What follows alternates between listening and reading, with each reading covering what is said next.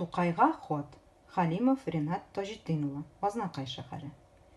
Башкалада минем булганым бар, эзләреңнән синең йөргәнем бар. Кырларыңны Тукай күргәнем бар, урманнарын гизеп йөргәнем бар. Казаныбыз сине онытмаган, эзләреңне Тукай суытмаган. Газиз исмең Тукай югалмаган, шигырьләрең көче сүрелмәгән. Кырлай хәзер Тукай үскән инде, Габдулласын һаман сагына. Урманыңда һаман хәтфә юрган, чәчкәләре алда гөлгенә.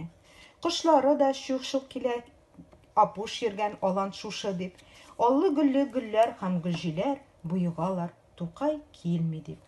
Шүрәле тик никтер күренмәде, әллә киткән булган балетка. Былтыры да шунда бии бугай, Әхмәт ага салган калыпка. Рәнҗеп ятма, Тукай, сине онытмадык. Сабый чактан сине беләбез. Җырларыңны җырлап үстек синең, шигырьләрең яттан өйрәндек.